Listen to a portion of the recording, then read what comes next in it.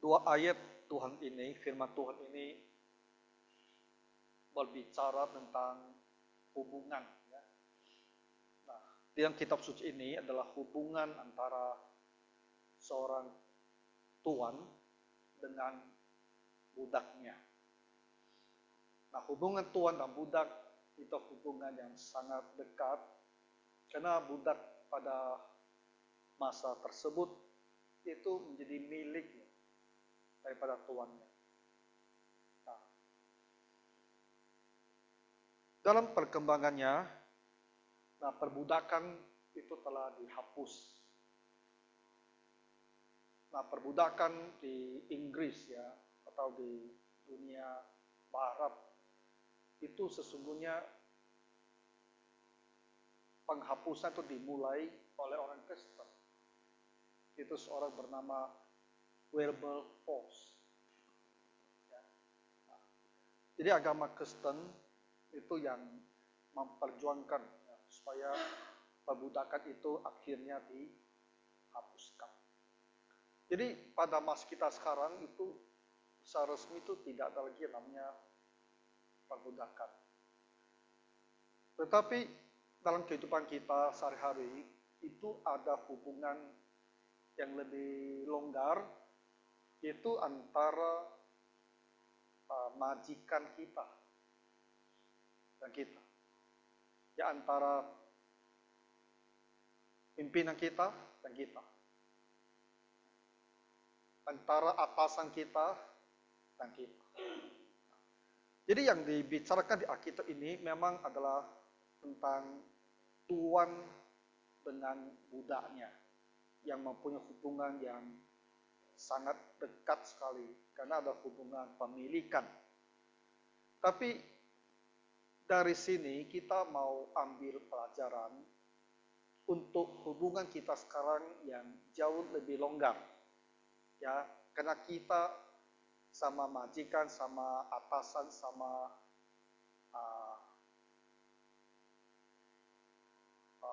pimpinan kita tidak dalam hubungan pemilikan.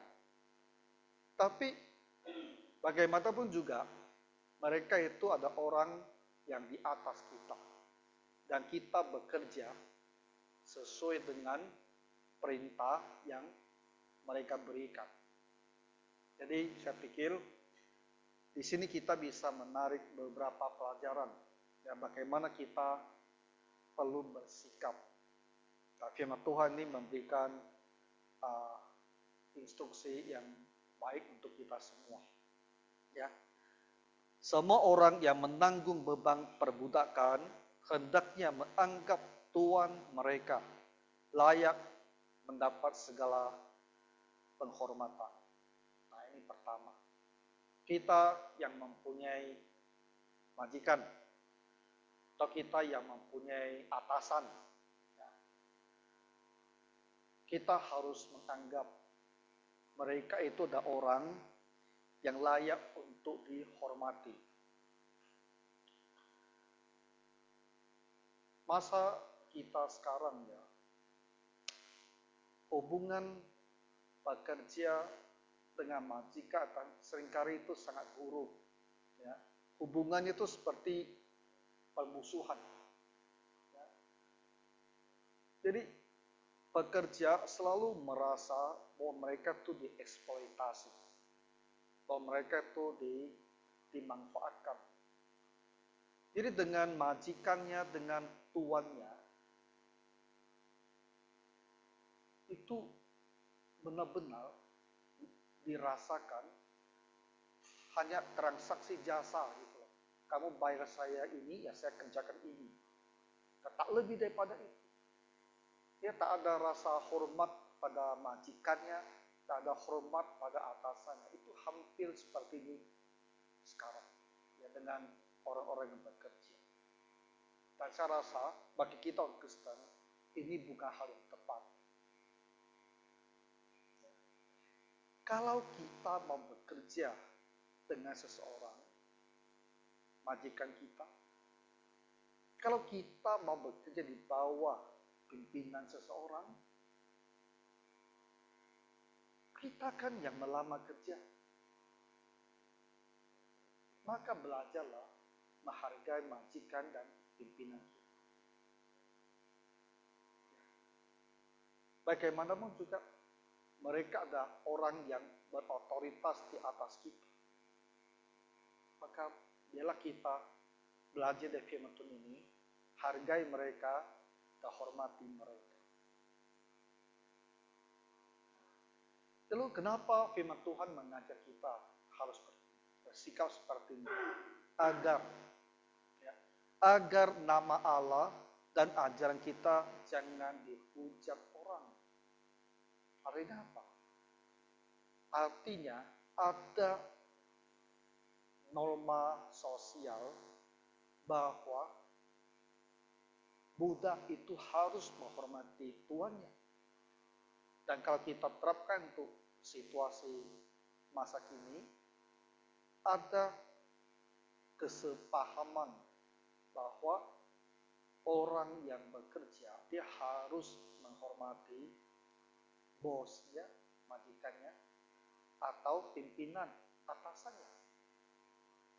Dan kalau kita tidak lakukan, kalau kita bertindak melanggar norma sosial ini, orang akan menilai kita. Dan mereka akan bilang, kita ini orang Kristen, ya, tidak punya etika, tidak tahu menghargai orang yang lebih tinggi, ya. Tidak ada rasa tinggi dan rendah, tidak ngerti kamu berada di posisi mana.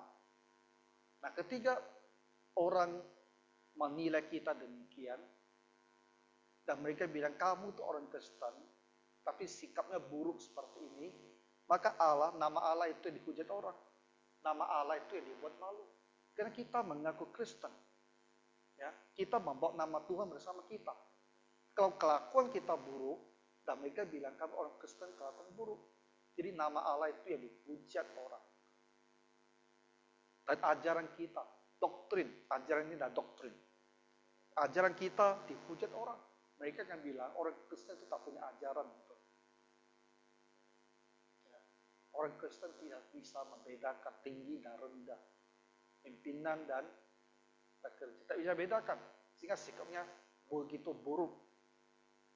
Nah, jadi ketika Rasul Paulus memberikan nasihat ini kepada para budak, tujuannya adalah apa? Tujuannya adalah supaya kita dalam hidup bermasyarakat, ya, ini kan bersama non-Kristen. Kita itu harus mempunyai perilaku yang sepatutnya, sikap yang seharusnya. Sehingga orang akan bilang, orang Kristen itu, ya, dia punya perilaku yang terpuji, yang baik. Dan Tuhan dan ajaran orang Kristen itu tidak dipermalukan. Nah, jadi kita sekarang harus evaluasi diri. Kalau kita punya atasan, apakah di perusahaan, di pabrik, kita punya atasan tidak? Punya supervisor, punya manajer, atau kita bekerja langsung di bawah satu bos, majikan, bagaimana sikap kita terhadap dia?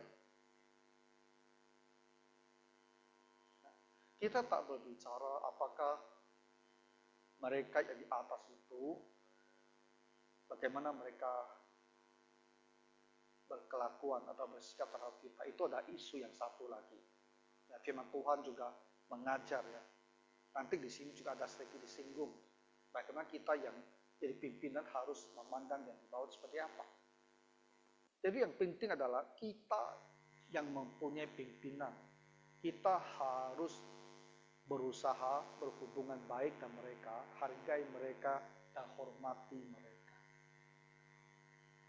Nah, jadi Bapak Ibu, kita yang punya pimpinan, apakah ada hal yang kita rasa perlu kita perbaiki sikap kita ini?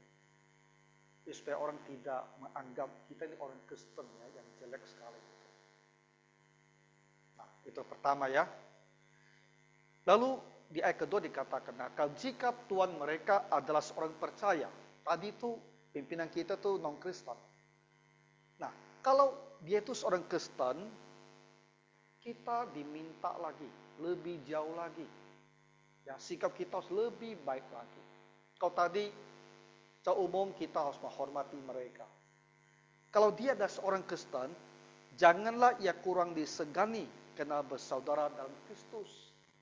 Yang kita pula berpikir, karena kita sama-sama adalah Kristen, kita sama-sama saudara, ya kita sama-sama di gereja, mungkin juga kita sama-sama melayani. Lalu kita anggap kita ini setara. Lalu kita mulai bersikap kurang disegani. Ya tidak lagi menunjukkan ada rasa hormat, ada hal yang tidak patut yang harus kita hindari. Kita sudah tidak lagi jaga itu. Karena kita berpikir kita ini sama. Nah, Rasul Paulus bilang kan jangan seperti itu. Jadi meskipun dia adalah saudara seiman, ya, mau baik satu gereja, satu pelayanan, tapi kalau dia adalah pimpinan kita tak boleh lalu bersikap seolah-olah terlalu berani. Ya. Tidak ada lagi rasa segan sama dia. Itu tidak boleh. Kita tetap harus menjaga, yaitu adalah pimpinan atau majikan kita. Rasa segan kepada atasan itu tetap harus kita pelihara, meskipun kita adalah saudara seiman. Nah, melainkan hendaklah ia dilayani mereka dengan lebih baik lagi. Jadi kalau dia adalah saudara seiman, dalam bekerja, kita melayani dia dengan lebih baik lagi. Ada kita bekerja lebih baik lagi. Kenapa? Karena yang menerima berkat pelayanan mereka ialah saudara yang percaya dan yang kekasih. Karena sekarang yang kita layani, yang kita kerja bagi orang yang seiman dan yang kekasih. Artinya sebagai sesama Kristen itu ada kasih sayang. Jadi kalau kita bekerja bagi non-Kristen saja kita dengan rasa hormat, maka bekerja bagi orang Kristen itu kita harus berikan lagi usaha yang lebih baik. Itu maksudnya Rasul Paulus.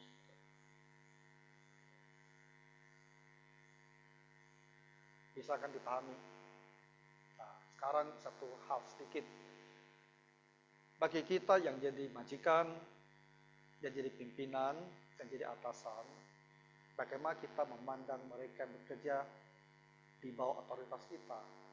Nah, firman Tuhan bilang, Tuhan yang menerima berkat pelayanan mereka, kita harus melihat apa yang mereka kerjakan, itu adalah suatu berkat bagi kita.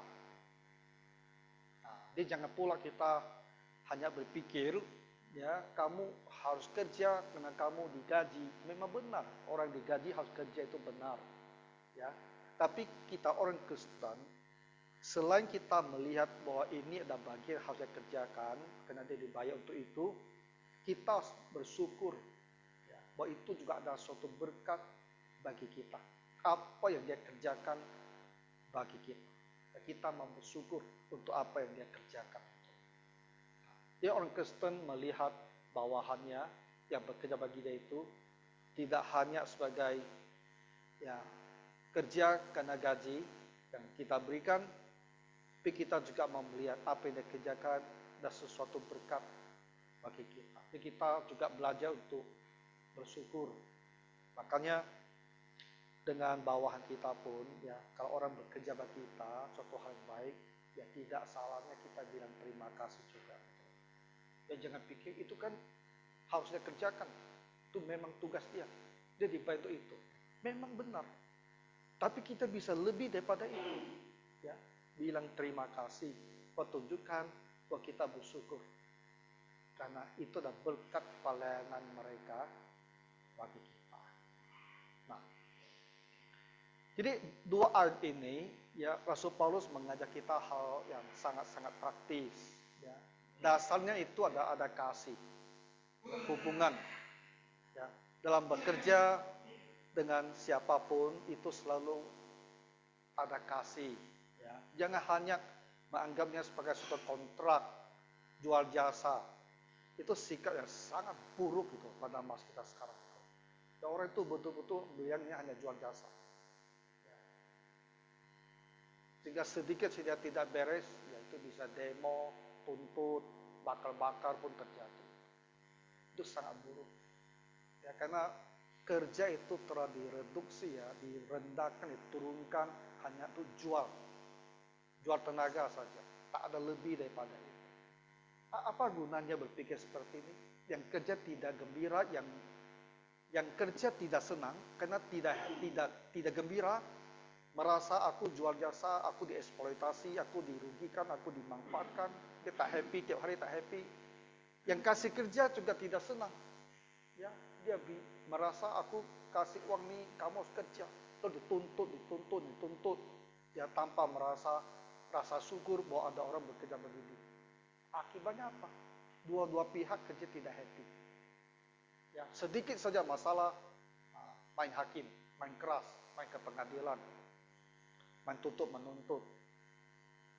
Tapi di dunia kan, kita kan orang Kristen, makanya kita belajar, ya, punya sikap yang lebih baik di dalam dunia bekerja.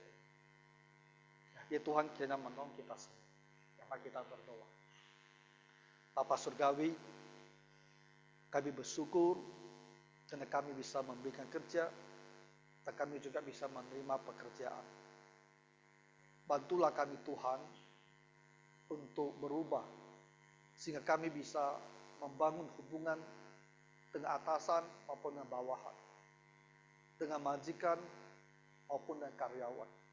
Hubungan lebih baik dilandasi oleh kasih, dan hormat, dan penghargaan. Sehingga kami bekerja selalu dengan rasa syukur dan hati yang gembira. Dalam nama Tuhan Yesus Kristus kami berdoa. Amin.